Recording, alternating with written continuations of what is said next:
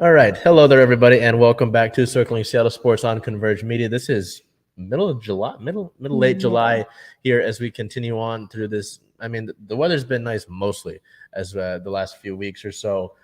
With that being said, the weather's been nice. The Mariners have been nice. The Storm have been nice as well. Yeah. So there's a lot going on right now, and the Kraken got into free agency. So last week they had draft. Free agency's taking place. MLB draft is taking place as we record today. The home run derbies later on. Julio Rodriguez, as you can kind of see in the corner here, we've got the Julio swimming into the All-Star Julio game. swim team shirts from the team store. So with that being said, we'll jump right into the Seahawks, who it's kind of minuscule stuff going on, Bill. What do we got over in Seahawks land? Yeah, nothing huge still. As far as more on our guy, Bobby Wagner, he did speak further on the Seahawks release. He said that he is happy to be home, but he made it clear that he did not want to leave the only franchise that he played for. So again, just kind of reiterating that it wasn't his decision, but he's happy with where he went. Any final thoughts? I mean, it's just, I mean, we talked about it when it initially happened, right? When, you know, I think he even said this a little bit ago. He was like, I didn't want to leave. Yeah. I mean, that's just doubling down. It's just a disappointing thing. I would like to know what the final reason for that was. I don't know if we got a full clear-cut thing. It was cap space, or we just wanted to go younger, you know. But this idea that you want to still compete doesn't necessarily make sense if you just get rid of a guy like Bobby Wagner because, you know, whether he's getting older or not, because of what he brings leadership-wise. He was going to lead the team and be at the top of the league in tackles once again had he not been injured in, game 17. Yeah, now we just have to be scared of him on the other side of the division there. Yeah, with Aaron Donald and Jalen Ramsey and Leonard Floyd and Greg Gaines, you know. So it's ridiculous, but yeah, it's just disappointing on the franchise's end is all I'd say on that part. And that's about it for the Seahawks news here. So we'll move on to some league news. The NFL is pushing to get flag football at the 2028 games in Los Angeles and for the Olympics. Also on the 15th, the Texans have settled 30 of Watson's claims. The team has reached a settlement with 30 women who said it enabled alleged sexual assault and misconduct by Deshaun Watson. So, I don't think any more needs to be said on that. So we'll move on here. Looking ahead, we have July 26th Seahawks training camp, and that's about all that we have looking ahead still for our Seahawks. So we'll transition over to our Mariners now. Yeah, I mean, the talk of the town, really, at least for their last 14 games. I mean, if you're watching us now, you know they're on a 14-game win streak. That's the longest win streak heading into the All-Star break ever. They are one game away from tying their longest win streak in a season all time, which was in 2001, of course, the year I was born. If I don't mean to age anybody, but I'm going to do it. Before we get into scores, it's been incredible. I know that someone said there was a comment we got because that Angels loss at the end of the 11-game homestand, the day before they had the Steelheads game, you were 29-39. You were 10 games under 500. It's June. It's a bad look, especially with how competitive the division seemed because the Angels were in second place. The Astros are the Astros. And the AL East takes up, like, technically those three wildcard spots, or did. It looked like a bad spot. And I'm not going to sit here and tell you, I was going to have the most optimism because things looked bad. You know, you couldn't score runners in scoring position. You were ruining a bunch of your pitchers' quality starts. We sat here and said something needs to change, right? And it did. It definitely did. Things have been turning around. So, you know, I guess we'll get into the scores now. Yeah. Over the past week, they took a little road trip. I think they were on the road trip still when we last left off. But they went down to Washington to play the Nationals for a weird, bizarre little 2-game set, and then the Rangers for a 4-game set. So that 2-game set against the Nationals started on July 12th with a 6-4 win. Player of the game, third baseman Eugenio Suarez, with 1 hit, 1 run, and 3 RBIs on the day. So Gino making an account there in that game 1 against the Nationals. I apologize because the 12th game was actually thundered out. Both of these were on the 13th. This was a doubleheader game. So game 1 of the day was a 6-4 win. My apologies on that. Game 2 of the day against the Nationals was a 2-1 win to get the little 2-game sweep. As you can see, we've got our broom graphic up there. Player of the game, left fielder Jesse Winker, 1 hit, 1 run, 1 RBI. So Winker gets the day started with a solo homer. He had 2 homers on the day, so 2 homers. in that doubleheader there, coming fresh off of his suspension from that brawl down in Los Angeles.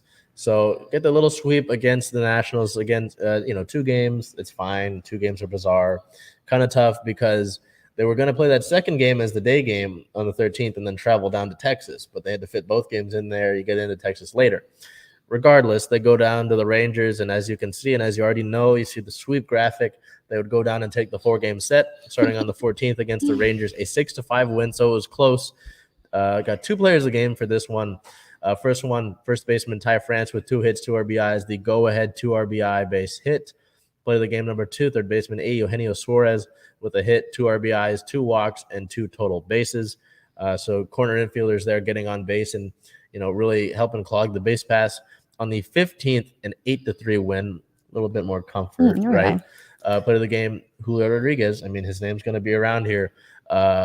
He had 2 hits, 1 run, 5 RBIs on the day, thanks to the Mariners' first grand slam of the year.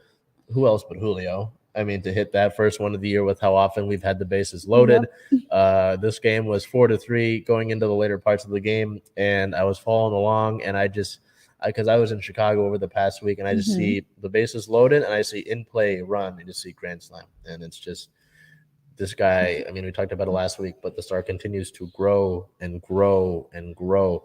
And we'll get into that in a minute because we have got more Julio news. Of course. But on the 16th, game 3 to take the series, the Mariners would win that one narrowly in 10 innings, 3-2. Play the game shortstop J.P. Crawford with 2 hits, an RBI, and the go-ahead RBI single in the 10th inning. And then the 17th to complete the sweep and give this team their 14th win in a row. Play the game first baseman Ty France, who earlier in the day had been named an all-star, and we'll get to that when we get to team-related news. But Ty had 2 hits, a run, and 2 RBIs, including a 2-run homer to really open things up, a blast that went to the second deck. So before we get to players of the week, team news, injury news,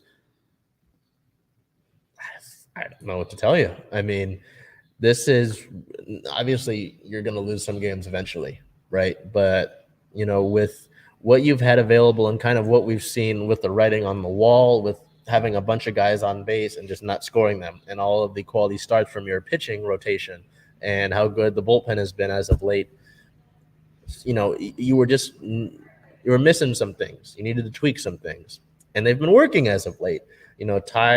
Ty is getting back to his form after being injured. Julio's Julio. I don't need to go into that further. Suarez has been playing on a pretty solid tear for a while. Adam Frazier has been playing better as of late. After a while, it seemed like he might be a guy you might need to ship off at the trade deadline. Jesse Winker's back. Sam Haggerty and Dylan Moore, guys who are normally utility guys, are providing great starts for you. Things are clicking right now. How long they're going to take this, I don't know, and I don't care. You've pushed yourself into firmly in second in the division. You're in the second wild card spot.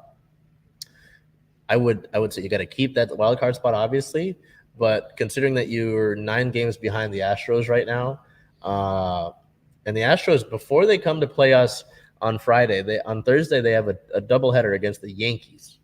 So that's going to bang up their pitching rotation. Yeah. You'd think, right? Logically, crazier things have happened. So that starts you out well. But you've got 7 games left against the Astros before the trade deadline in August. And those are you're 9 games back. You've got 7 games against that team that you're looking at. If you're able to take care of the business, you're not worried about the wild card anymore. You take the division. That's crazy. So that's looking ahead. That is looking ahead. I don't want to get ahead of myself. But that's just putting into perspective where this team has played itself into after being 10 games under 500. And we're all sitting here like, I'm not going to swear, but damn, we're in a dark hole right now. I mean, what was it that you recently said? Just win games, just win series. And look where we're sitting now at a 14-game win streak, 4 series. 8 straight series. Is it 8 straight series in total? Yeah, it was 7. It might be 8 now with the Rangers one. But yeah, I mean, again, eventually this streak will end, and that'll suck. Whatever, cry about it. But as long as you, like for the 4-game set, the 3-game set, as long as you take 2 or 3 of those, you're in good shape. Yeah. And you continue to build. And what I talked about with the AL East, right? Because it's like Boston, Tampa Bay, and the Blue Jays were all kind of the ones hanging out in those 3 wildcard spots. They're all in their own division. they had to play each other again and again and again and again. So eventually someone's going to get knocked down some pegs, you know. So don't want to get ahead of ourselves, but it's been an incredible run to this point in time. The city's excited about it. You know, there's been great buzz. I mean, 14 in a row, you're getting attention from the national media, which doesn't happen already. So, I mean, you just have to continue things going because people are.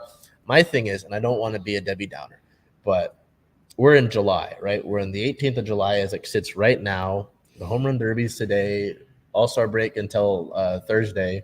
You still have to play August and September and early October to lock that up. Because I know, like, when that says clinched playoffs, sure, we can celebrate. We can all have a great thing. I don't care how far they go. They made it for the first time since I was like 3 months old. But okay, I'll age people. I apologize. But I think back to someone a lot of people looked up to, Kobe Bryant. Job's not finished. It's not finished. It's not going to be until that World Series. So we're working on that. But when the big video screen says playoffs clinched, you know, and you then think that's I can when the sit job's down. finished? For this year, yeah, because you're not supposed to make World Series this year. You're supposed to win division, go to playoffs this year. So then getting ahead of ourselves, as you said, from the national media, the teams that went on a 10-game win streak prior to the All-Star break went on to win the World Series. 2 teams. So that might be getting ahead of ourselves, but those are some good statistics. If that comes to fruition, we'll make a bet, and I'll do something crazy. But I'm not worried about that. The Suarez mullet? I would have to get hair to do that, though. I don't, you know. So, but no, it's a great run right now. But before we said, oh, playoffs, October playoffs finally done. We're in July, so it's great. Keep it up. We're looking at the trade deadline. I think we'll look at that here next week. But you have to add a 5th starter because George Kirby's not with the club right now, and you want to manage his minutes. And unless Frazier's been playing better, and that's a good segue here. But do you want to add a second baseman if that pops up? So go ahead and segue. That's golden segue as we get to players of the week here.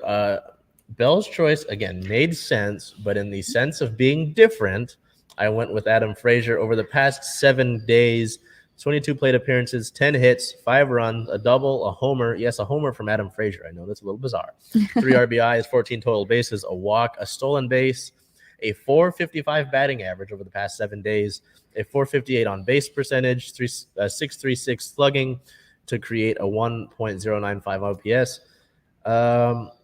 I know that there were parts throughout the year where Adam Frazier he had a good stretch, and it was mostly at home. But for I'd say the majority of the season, he hasn't been great.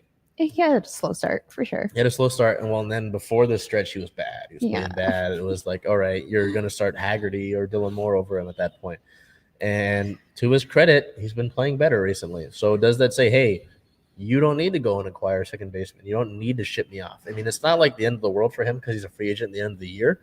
But at the end of the day, as long as you've got your guys playing you got to be average. I don't need you to be great. I don't need Adam Frazier to play like Ty France. Just be average. Don't be a guy that I can look at in the lineup and say that's going to be an out. Yeah. Don't be an automatic out. We don't want that. So he's been playing better, and I got to give him his credit for that in the sense of being different. But your choice, considering what was finally given to him yesterday, makes a ton of sense. So yeah, as you said, giving a guy his credit, I went with Ty France as my pick of the week. He has had 24 plate appearances, 8 hits, 3 runs, 3 doubles, 1 homer, 4 RBI, 14 total bases, a .333 batting average, a .333 on base percentage, and a .583 slugging percentage for a .917 on base plus slugging. And like you said, giving the guy his credit, initially snubbed, I will say, from the All-Star game, and he was finally given the All-Star appearance. So of course I had to give Ty France his flowers this week. I mean, it makes total sense, and it was just ridiculous that it came so late. A buddy of mine was saying, hey, with how late it came, are you just insulted by it? Are you saying, hey, why was I not an all-star a week ago Yeah. and now I am this week? Because Mike Trout bowed out. So, this was a well-deserved thing. Yeah, I could have argued almost last year could have been an all-star. He should have won a Gold Glove last year. He should have been the starter. Statistically, if we're going off of stats, right, which is a lot of what these things are based off of, should have been the starter. And to see him continually get picked over from all of the replacement players before this was ridiculous. So to see it sucks that how it came, but at the end of someone made a great point, I think, on the broadcast, that at the end of the year, like when you look back on this year in history, you won't see how long it took for him. You see Ty France all-star. That's all you'll see. So frustrating for sure that it came that way, but it took place. So we head to injury news. Luckily, nobody getting hurt. We got our break coming up here, but we do have some updates on Kyle Lewis and Mitch Haniger. As of recent, on the 16th, we found out that Kyle Lewis has responded well from his stints in the outfield on his rehab assignments in Everett. Well, he didn't play in the outfield in Everett, he played in the outfield in Tacoma. The hope is that he will join the club after the All-Star break, so we could see him this upcoming homestand. Don't get exciting. Our hopes up too much, but I love Kyle Lewis. Mitch Haniger is not ready for his rehab assignment yet. He's been doing more strenuous baseball activity, but he's not at that current point yet. And it's said that when he does get to that point, it will take a little bit for him to be ready to join the big league club. So we'll see on that. But that is an update for you on those two outfielders there. We had the team-related news, as we already said. But on the 13th, we found out that Julio announced that he would take part in the home run derby, which is today at 5 o'clock.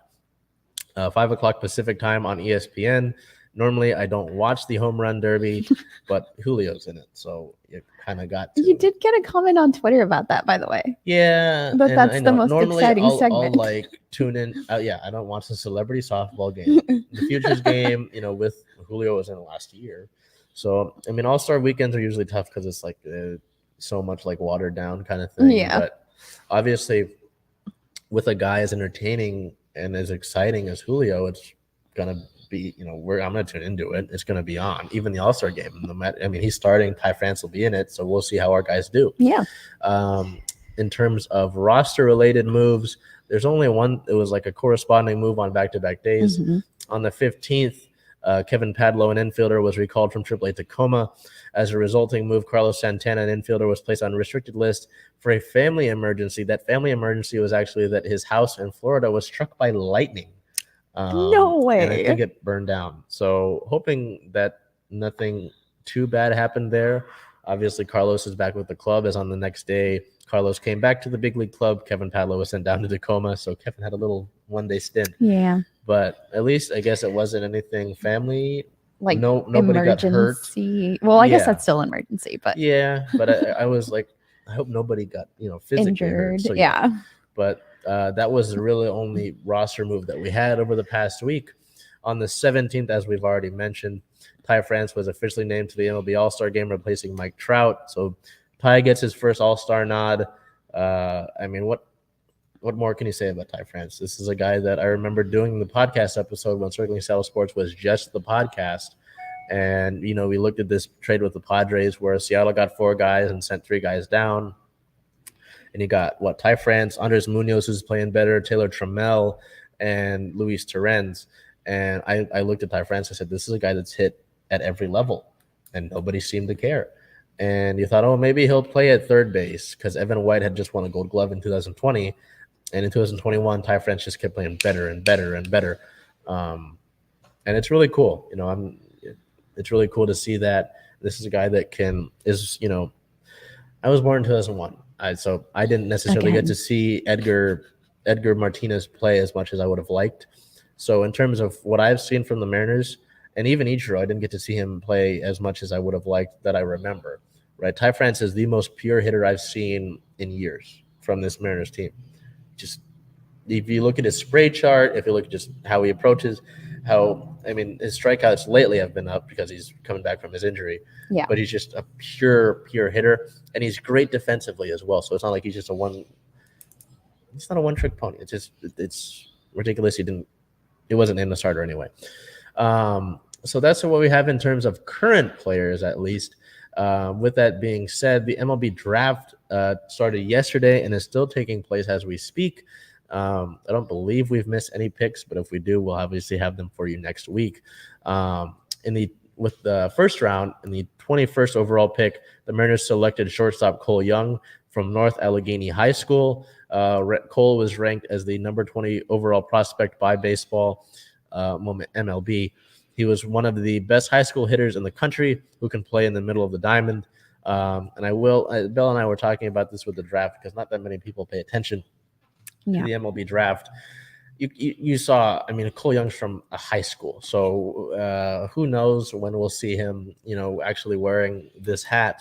If ever. Yeah, if ever, exactly. Some guys don't necessarily pan out, but I mean, I've heard only good things from some of these guys, and maybe they help you in a trade someday. And I don't like to say it like that, but at the end of the day, the truth is not everybody ends up with a big league club they're drafted to. Mitch Haniger was drafted by the Brewers. He ended up with the Diamondbacks, and then we traded for him. David Ortiz was in the Mariners farm system at one point. Everybody knows who David Ortiz is in baseball, and he just never saw the big league club. So some guys, it just doesn't pan out in that system. Maybe they need to change the scenery, right? So I would say, don't count on these guys to be in the big league club by like September. That's being dramatic. But so with the 58th overall pick, the team selected third baseman Tyler Locklear from Virginia Commonwealth University. He's another infielder there. On the 74th overall pick, the team selected right-handed pitcher Walter Ford out of Pace High School. Ford is an athletic pitcher with a power fastball and a swing and miss slider. Today, so those were yesterday. Today, with the 126th overall pick, the team selected right-handed pitcher Ashton Izzy from Oswego East High School. So more pitchers. I mean, you see there. I mean, the first two guys were infielders, but then pitcher, and then pitcher with the 156th overall pick, the team selected Reed Van Scotter out of Coastal Carolina University. I mean, if you look at the Mariners and drafts in recent years, Hancock, Kirby, Gilbert, those are guys that the Mariners seem to do a good job with the pitching department, and I'm hoping that guys like this can continue to be that trend. But again, like we just talked about, they've got a whole career ahead of them. Some of these guys might not even sign with the Mariners and might elect to do something else. So that is your team-related news. As we look over to league-related news, on the 15th, baseball settled a minor league lawsuit. Major League Baseball will pay $185 million to settle a federal class action lawsuit by minor league players. If you weren't aware, I think we talked about it months ago. Did we? But there were talks about how minor league players were like sleeping in the clubhouse, sleeping in their own cars, all like sharing like 5 guys in a room because they weren't being treated right by certain organizations. Mainly like the Angels organization came up pretty big in regards to how they treat their minor league players. So interesting to see that lawsuit got taken care of. And then this was a big piece of news. I don't know if you followed this. Stadium workers will not strike the All-Star game. The union representing the Dodger Stadium concession employees cited substantial progress in contract negotiations. If you weren't aware, the concessions workers at Dodger Stadium were going to strike the All-Star game, which would have been a big deal. But it seems like enough progress has been made, so hope that all gets yourself worked out. And then on the 16th, I want you to fathom the amount of money. I tried when I first saw this. Juan Soto reportedly turned down a whopping $440 million offer to stay with the Nationals, and the club will now consider trading the All-Star outfielder. Juan Soto's 23. But they were trying to lock him in for years, right? Correct. Yeah. And if you're unaware, the Nationals aren't in the best shape right now. They traded away a bunch of their farm system to try and win now. They won a World Series a few years ago. So with that being said, the idea of trading for Juan Soto has been floating around. And if you follow us on our socials, I posted about it this morning. If you're the Nationals, you know who Herschel Walker is, right? The big trade that took place, and basically like the entire city got traded for him. That's what it's going to take, what it sounds like. Will it end up that way? Who knows? It's the equivalent of $440 million, right? Yeah. So with that being said, I've seen some contingent of the Mariners fan base want this trade to happen. Larry Stone of the Times put out a trade proposal that said Jared Kelenic, Emerson Hancock, Noelvi Marte, who those are like your three top guys prospect-wise. I know Kelenic spent time with the big league club, so I don't think he counts necessarily. I'm not entirely sure. But those three guys, plus Harry Ford or Edwin Arroyo, who are guys that were picked last year and are already doing really well in Modesto, which is I say AAA. They're just A-level ball. Yeah. So 4 of those guys at minimum. So you're gutting like 4 of your top guys in your farm system for one guy who you don't know will sign here. You don't know that. You don't know he'll sign an extension and be in Seattle for, let's throw out 5 years, right? Let's say 5 years just for median. Because, and then, because you've only got him under club control through 2024. Because he could be out then. So you trade out all of your farm, 4 guys who could, right? This is all very hypothetical. Speculation, yeah. 4 guys as opposed to 1 who could have an impact on your future. And that's at minimum. Big no. I don't want it to happen. I don't want to trade all those guys. Again, people have said it could be less. I doubt that. I figure if you're the Nationals, you're kind of holding him hostage at this point. I think it's ridiculous. I don't know why you would get rid of the math isn't mathing for me. It doesn't make sense to do it. I don't want to do it. You've already got in the outfield, you've got Jesse Winker, Julio Rodriguez, Mitch Haniger, Kyle Lewis, Tilla Trammell is there, Jared Kelenic's in AAA right now. Mm-hmm. You can do the math, right? You can see my fingers. There's a log jam. So you'd have to get rid of somebody. You'd have to move people. You'd risk it. Overall, don't like it. Do you have anything on it? Who did you say was the one that reported with the potential trade? Larry Stone from the Times, but he's been covering at least the Mariners for a decent amount of time. But people are like, oh, go ahead, do it. I'm like, you've worked really hard to build a good farm system. That's where Julio Rodriguez came from. I know that with Shohei Ohtani at least, right? Yeah. The money to sign Julio Rodriguez to sign Julio to the club came from not getting Shohei Ohtani. Mm-hmm. I think the same with Noelvi Marte. Things happen for a reason, and you've seen how big Julio is. Noelvi's supposed to be really big, and he's an infield prospect. Jared Kelenic has been tearing it up in AAA right now. He has to find his consistency, be better about his strikeouts, which he has been doing. Emerson Hancock is another guy in your pitching line. Gilbert, Kirby, he's the next guy. And then you want to get rid of those guys? Yeah. Again, it's not guaranteed he's going to stay here. It's like, oh, I love Seattle. Give him a big Space Needle plushie. You don't know that. It's no. I think there's too much to risk with all of the unknowns. So yeah. So we've been talking about the Mariners for a long time. So that brings us to our team record and standings. The Mariners sit at a 51-42 record. They are second in the American League West, second wild card spot in the playoffs right now. Looking ahead, as you can see, that's a nice shiny All-Star Game logo. Yes. So the All-Star Game is today through the 21st. Today is the Home Run Derby, which Julio Rodriguez is participating in at 5 o'clock Pacific time on ESPN. And then the 19th, the All-Star Game takes place. Julio and Ty France will be participating in that. Then the guys get a couple days of break. Back at it Friday. The rest of the guys are already on break, but yes, Julio and Ty get like 2 days. Yeah, not enough. And then I guess, as Belle just said there with her little whisper, they're back for a pretty substantially sized 3-game set against the Astros. July 22nd versus the Astros is a 7:10 start. That game is essentially already sold out. So if you want to be there, the Mariners will be holding their first fireworks and drone night. Oh. They will show the All-Star Game logo for next year off at that game. It's already almost sold out, and the team's coming in having won 14 games in a row. So that game is big, but the rest of that homestand is big because what did you talk about earlier? Winning series. Win the series. Yeah, Julio said they're at 14 and still hungry, so be there for number 15.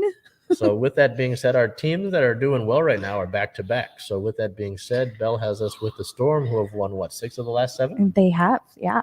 So on the 12th, the Storm faced the Dallas Wings. That was a win, 83-74. Our player of the game for that game was Brianna Stewart, of course, who actually mid-season was unanimous vote for MVP, but we'll get into that.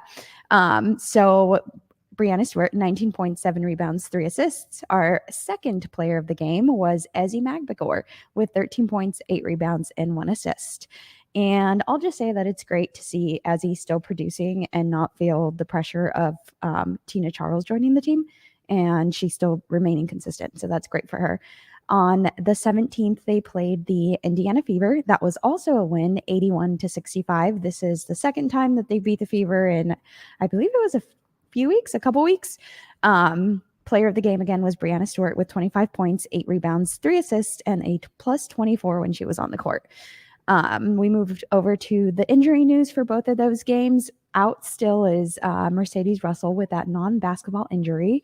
We haven't really gotten word on whether she's progressing or what her status is. So Did they not say anything? They did not mention it. No. So, I mean, Coach Quinn does a really good job of only sharing the information that she can. So nothing still on Mercedes Russell. So we'll move on to some team notes here. On the 17th against the Fever, Sue Bird moved into 3rd place in WNBA history for steals. She collected 2 that night and has 711 for her career. As I mentioned as well, Brianna Stewart, midway through the season, unanimous vote for MVP. She's averaging, I believe, 21 points per game. Yeah. Yep. I feel like it's rare that we see her score under 25. I mean, she did here against the Wings, but that consistency is crazy. Well, and then something else, I mean, you mentioned that. Obviously, she leads the league in that. But something else that I looked at was efficiency. And I think she was 2nd in the league in efficiency. Yeah. So, we've talked about it before. Healthy Stewie means a Storm playoff run. So, yeah, obviously have to continue that. But that's why we were freaking out so much in the offseason. It's like, okay, Stewie, you're going to sign or not? So, obviously, that's still got to be determined in the offseason because of the CBA and playing overseas and all that. But I don't have any words. I don't need to explain Brianna Stewart to anybody. Yeah, we're just enjoying the ride. And of course, it's so amazing to be there whenever we get the chance to on Sue Bird's final season. So that brings us to their record and standings. They're currently 17-8. They're 2nd in the Western Conference, 1 game behind the Las Vegas Aces for 1st. And Commissioner's Cup. It's over. Ended yesterday. Did it? Yeah. Who won that? I think the Aces did. I didn't check. I wasn't. I can. It wasn't us, so it's okay. Yeah, no. So that's over for the year. Okay. I didn't actually even remember getting an update on that. So while we look that up, looking ahead, we have a July 20th matchup at Chicago against the Sky, who are currently ranked as number 1 in the WNBA. Yeah. So that'll be a tough matchup there. That's a 9 a.m. game on the 22nd at Phoenix Mercury. That's a 7 p.m. And then on the 24th, back home versus Atlanta Dream. And that'll be a good rematch as that is the last team that our Storm lost to. So, yeah, hopefully they pull that win off. And that's at 3 p.m. Commissioner's Cup? No. Oh, Commissioner's Cup. Sorry. I lied to you. I thought it was this past Sunday. It's the 26th. So it's the Sky and the Aces. Okay. And that's so that's a big matchup. Yeah. It's a big matchup. But, obviously our Storm weren't able to defend their Commissioner's Cup title, but I think there's another title they're focused on. Oh, yeah. Agreed. But, yes, so that's on the 26th. My apologies. Next Tuesday. Okay. And that about wraps up our WNBA section. So we'll move on to our Sounders. Yeah, things, I got a comment when, there was the Sounders have kind of been touch and go since they won CCL. They were trying to find their footing, and then they found their footing. They were rolling. And now they're back in the knot. And the nice gentleman said, "Oh, they've been rolling. They're good now." No, they have lost their last 3 matches. Pardon me. That last week, that atrocious loss to Portland, which any loss to Portland is atrocious. Yes. But July 13th at Nashville, so the first of a 2-game road trip, the Sounders would lose that game 1-0. after a quick halftime goal, a goal right after halftime by Hani Mukhtar. So no player of the game, obviously, because he got shut out. And then July 16th at Chicago, which I was at, was another 1-0 loss. And again, he got shut out and no player of the game there. The issue is with the Sounders, and why I'm not like raising the red panic button is because of the fact that the Sounders do this every year. Whether it's the beginning of the season they suck or midseason they suck in the summer. They just do it. In 2019, I believe it was the last time they won MLS Cup, in the middle of the year they sucked. The first time they won MLS Cup, in the middle of the year they sucked, and they were like, "Oh, the turnover, they need to gut it." Things were bad, and then they won the whole friggin' thing. So I am not worried necessarily. This is part of their trend. It's just it's a long season. It starts it started this year in the end of February, and it's going to run till like October at minimum because of regular season. I'm not worried about it. Is it disappointing? Yes. You lost João Paulo, who was an MVP frontrunner last year, and he's a big part of your midfield. And if you know soccer, midfields are really big, and a lot of things are run through the midfield. And Nico Ladero, who's normally kind of your engine in there, has not necessarily been his best. Raul Ruidiaz, your all-world striker, has been out. Your back line has looked poor the last few games, and your defense last year was like the best defense ranked in the MLS. That's not the case. They've struggled here a little bit. So, am I worried? No, because I know that the talent and the experience and the group that this is and what they're able to accomplish. But it's one of those things where it's like, you're better than this. This is not good. These are games you should be picking up. These are points you should be picking up and not leaving on the floor. So I'm not worried.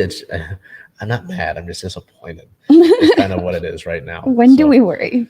When do we worry? Let's see. If you're a few spots out of because right now you're 1 point out of the playoffs. So even a draw would have kept you, I think, tied you for one of the spots, or you would have somehow, So if you would have got a win, you'd be in the playoff spot right now. But if we get to,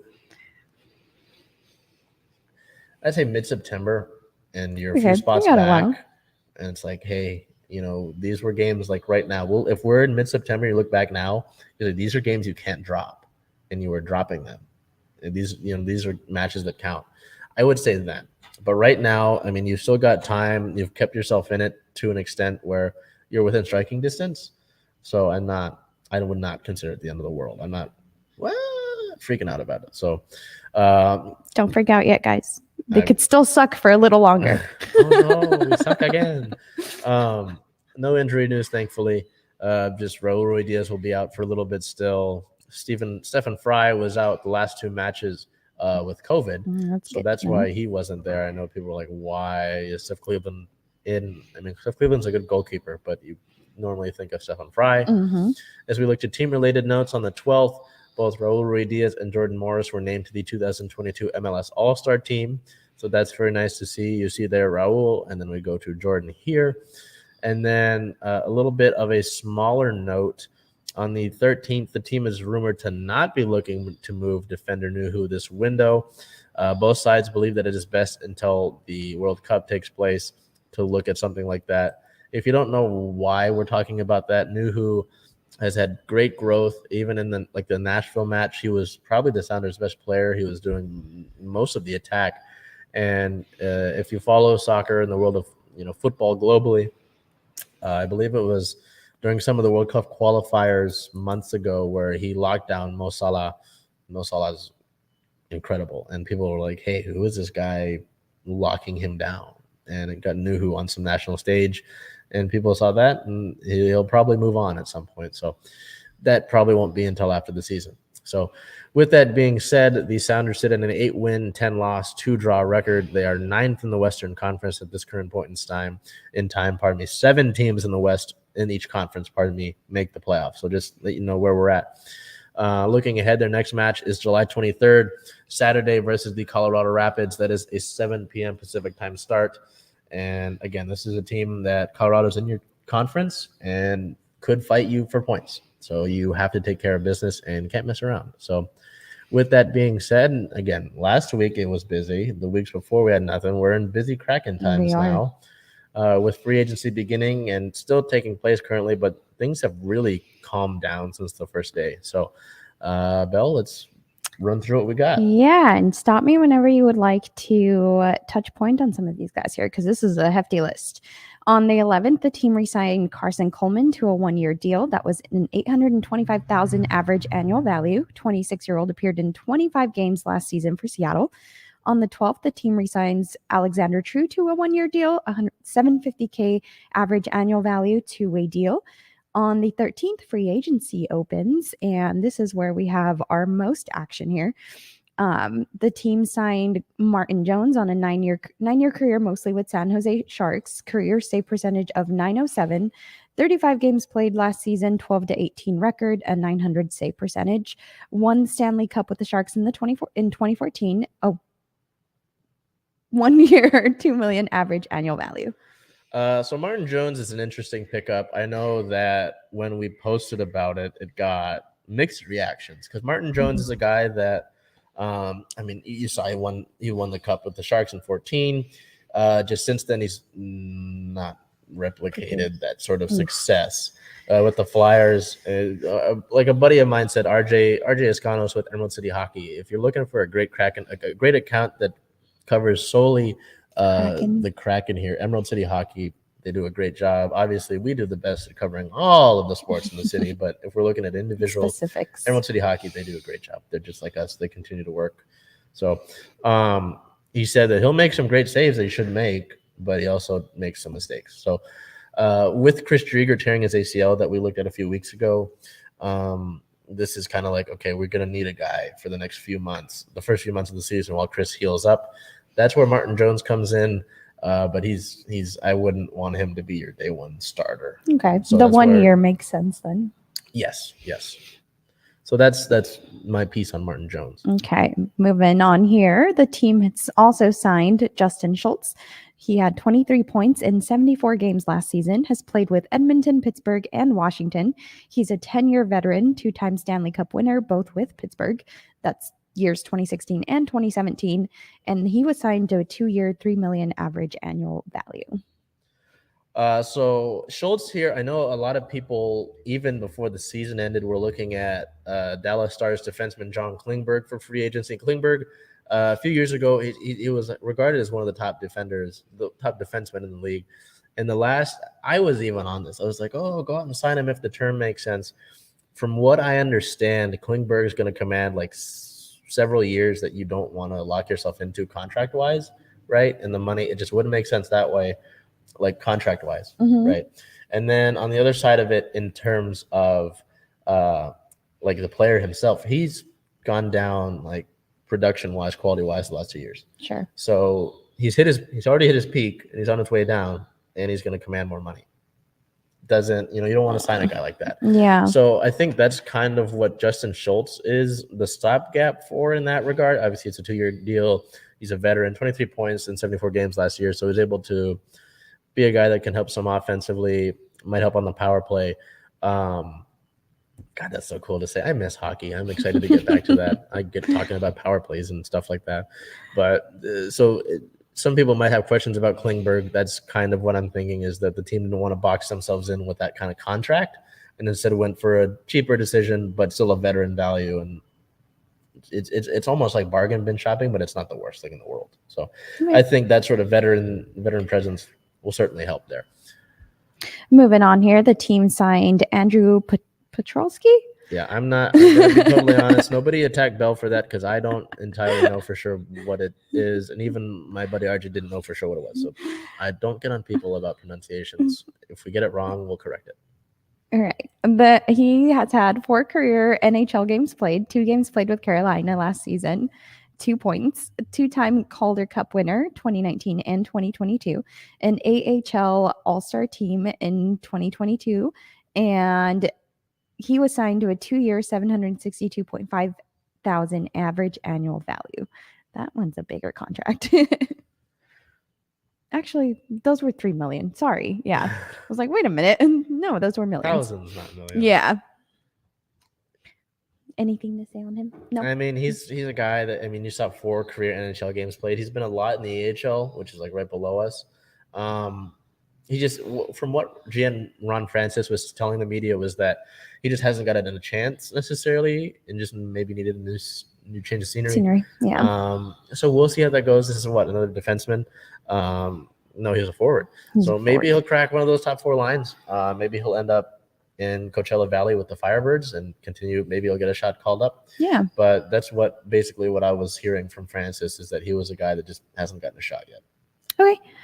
Moving on here, the team also signed forward Andre Burakovsky to he's a 2-time Stanley Cup champion for the years 18 and 2022.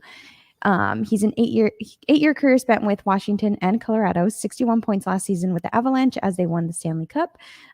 His contract is 5 years for $5.5 million average annual value. So as you can see, this is kind of the big guy, leading into free agency, and even throughout the season, the Kraken were expected to be aggressive in free agency, go after a big guy, and they want to be competitive this year, is what I've been told. Even with the draft that we looked at last week, right? I mean, a lot of talent. You drafted all of those guys. You used all your picks. I think you made a trade for 2 more picks, right? So you weren't going to use any of those picks as currency, it seems. Maybe you do trade one of those guys still, but I don't know. But Burakovsky's a guy that, what Francis was saying, he was a guy that's creative with the puck. He can score. And even with Burakovsky, I know we just talked about Petralski. They're saying that with this change of scenery, they think he can produce more offensively, which is, I mean, 61 points is nothing to spit at. And to be part of the Colorado attack, I don't know how much you might have paid attention to the NHL playoffs, but the Avalanche essentially just rolled their way through. I mean, the Kraken did beat them at the end of the season. I mean, they had some guys banged up. Landeskog was injured amongst a few others. But to be a part of that organization, a guy that, won the Cup in 2018 with the Capitals, I think this is a good signing. And he got him on a good term. 5 years isn't the worst thing. And 5.5 is lower than he was projected to do. So that was a good signing. I like that signing. That was good for the Kraken. That adds another guy to their top lines. And there's another guy that can score the puck. That was something that, amongst their several issues they had throughout the year, they needed more guys to be able to score the puck. And that's what he provides. There. So that's Burakovsky. Big smile. Welcome to Seattle. Moving on here, the team has also signed forward Jesper Froden for a 1-year, 2-way deal, $750K average annual value. I'll say with these guys that you're about to look at here, yes, a lot of them outside of Winterton and Melanson, and then Shane Wright, a lot of them are guys that are more than likely going to end up with the Firebirds, because I'm not sure if you saw it, but because we didn't have the Firebirds last year, they didn't have their own AHL team. They were sharing one with the Hurricane. Right. Florida Panthers. My apologies. So they were sharing that team, and so you've got half of that team's prospects. So now you've got a full team and only had technically half a roster. So now you're going to see these guys that you're going to look at are going to be helping fill the cupboard there. Got it. The team also signed Magnus Hellberg to a 1-year deal, $750K average annual value. Brogan Rafferty to a 1-year, 2-way deal, $750K average annual value. Austin Paganski to a 1-year, $750K average annual value. Cameron Hughes to a 2-year deal, $762,500 average annual value, and that's also a 2-way deal. Ryan Winterton signs his entry-level contract, Kraken's 3rd-round pick from last year. And they also signed Jacob Melanson, signs his entry-level contract, Kraken's 5th-round pick last year. So we move on to some more signings here. The team has signed draft pick Shane Wright to an entry-level contract. That's a 3-year deal. Do we not have more details on his contract? No. Okay. Didn't see I think there actually are numbers on that. But, I mean, he was a number 4 overall pick, so it's got to be a few millions. Right. This was really interesting because this was on the 3rd day of dev camp that they had. I was at that. And they had him sign it on the ice. Like, they had a scrimmage with all the young players. And then general manager Ron Francis came out in the ice and said, he's going to sign his contract right in front of you. And apparently he didn't know that. And he was like, so we're just signing it. So, I mean, that's cool to see. Wright's a guy, again, that was projected to be the number 1 overall pick. He slipped to us at 4. He's a guy that's been looked at as a leader, and I know that him and Matty Beniers, your pick from last year, who scored 9 points in 10 games, have already been hitting it up and been good friends. So you'll more than likely see Wright with the Firebirds, I imagine, to begin the year. But Francis was talking about him too. You might see him at some point with the Kraken at some point at the NHL level. So I might be able to get number details for you on that, but I know that's with the entry level deals, right? Like I think they burned the first year of Beniers' deal by calling him up at the end of the year because they only played him in 10 games, right? So you burn 1 year technically, right?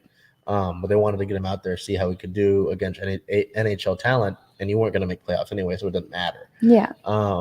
So what Francis essentially said is they want to get as much burn from these guys as they can and let them get out there and just play. And they're not afraid to let them do that, even if they're younger guys. So, hey, you're just starting out as a franchise. Go ahead. Let them do it. The team has also signed John Hayden to a 1-year, 2-way deal for $750K average annual value. And you mentioned Dev Camp. Is there anything else that you noticed in your time there? No, not necessarily. Well, I would say that another draft pick from this year, Ty Nelson, a defenseman, he, when I was watching scrimmage, he was a guy whose name kept popping up. Is like Ty Nelson scores, or Ty Nelson's around the puck. Ty Nelson makes a good play. So I'm excited to see him and what he does, because obviously the attention is going to be on Shane Wright, mainly, right? I didn't mean to do the double right there. But Ty Nelson's a guy that I would keep an eye on. No, it's interesting because most of the Firebirds coaching staff was up here for Dev Camp, so it's kind of cool to see them up there, and they got a warm welcome. And just to know that Coachella will be up here.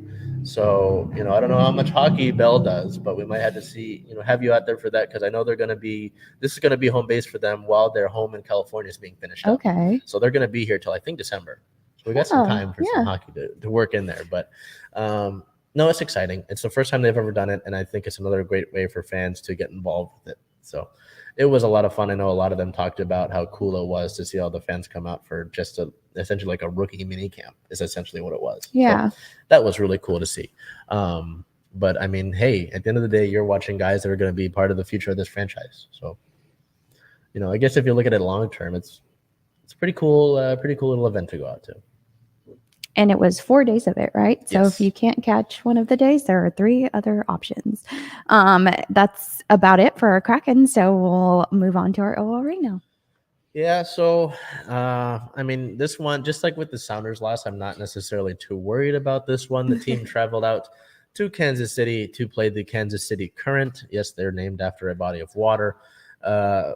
The Reign had beat them at home earlier in the season, I believe, for the Reign's first regular season win. This game on the 17th of July was a 1-0 loss. No player of the game there, as you know. We shut out. Yes. No players of the game. Sad face. This one's tough because, outside of the 2 things showed up for me mainly in this match. One, I've talked to you about it before, right, with the Reign putting plenty of opportunities on target, just being dangerous, but not being able to put the final ball away. Same case this game. Some balls hit the post. Kansas City's keeper, A.D. French, is a great keeper, so obviously that doesn't help you in that regard. And then the Kansas City goal that even gave them the win necessarily was given up by a poor decision by one of our back line. It was essentially like a shoulder check, and you can't do that. So overall, it's not the worst thing in the world, because you've got what, 8 players off on international break. Players like Alana Cook, like Sophia Huerta that would be there and more than likely would not succeed a penalty like that. Rose Lavelle, Jordan Heitema still got to join this team. Megan Rapinoe, obviously, So there's a ton of people. Quinn defensively was a big help. I'm getting dry. I'm talking so much. But with all the circumstances, right? It could have been worse, and it's because you've got a 7-day break now. They've got no game until the 30th of July, so it's not like we have a game to look at for you looking ahead, right? So you've got a little bit of a break, and with how much the team's been playing, I think a break should be good, and pretty soon here you'll get your international players back. So I think things are getting better for the Reign. And again, just like with the Sounders, their season lasts, I think, for regular season until the beginning of October. It's a long season. So I think the only thing I would be mad about in this regard, considering the time frame, is Kim Little's transfer, because she's supposed to go back in like early to mid-August, and we don't know if they were able to get that extended or not. So we'll see about that. That's the only thing I would say necessarily negative about that. But again, got to work on that final ball, and just defensively, a mistake that the Kern capitalized on. So got to work on that. But with that being said, that's all we've got for rain-related news. The injury report for that game was totally clear, except for the international players. No team-related news. In league-related news, on the 14th, NWSL Commissioner Jessica Berman announced that when looking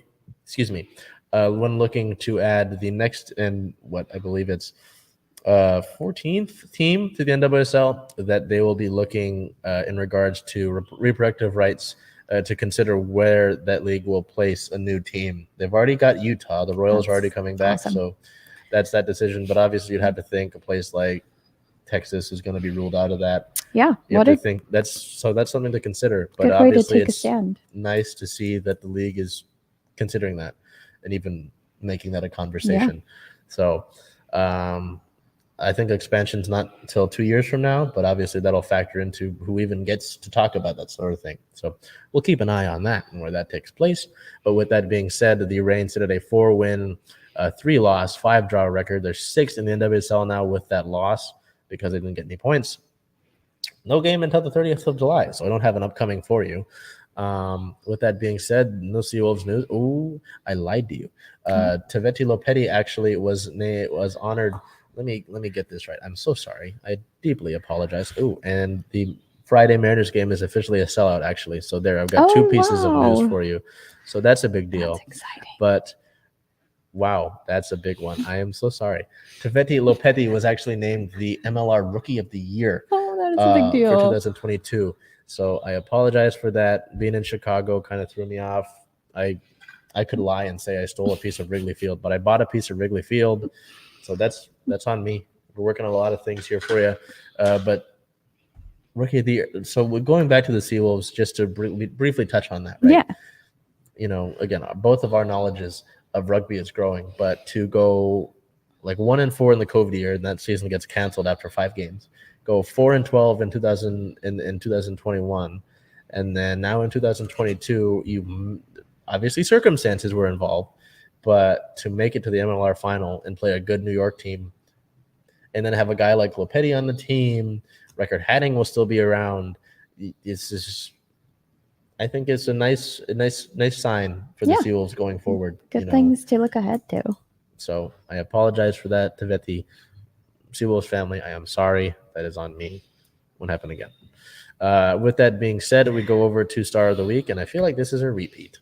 It definitely is. But I mean, how is there can a team you not? hotter right now? Yeah. No, there is not. Like literally a 14-game win streak. So Charles and I agreed once again that our Stars of the Week were the Mariners as a whole team. So it's kind of weird to say Star of the Week, but Stars. Yeah, plural Stars of the Week, just because of how consistent and great they're playing as a team. And it's a lot of fun. Yeah. I mean, you said it. You texted me about it. This was a lot of fun to be a part of. You were trying to get tickets to that game on Friday, but I had not gotten tickets yet. But I think that with the way that things are going, with the way that this group is bonding, you talked about what Julio was saying with this group being hungry. He said that a big part of this team going forward and doing so well was that they are growing together and getting closer. That can only mean good things for the organization going forward. And I mean, it's to see guys like Cal Raleigh grow, to see Adam Frazier find his form once again. You're going to get Kyle Lewis and Mitch Haniger back eventually, And they just look like they're out there having fun.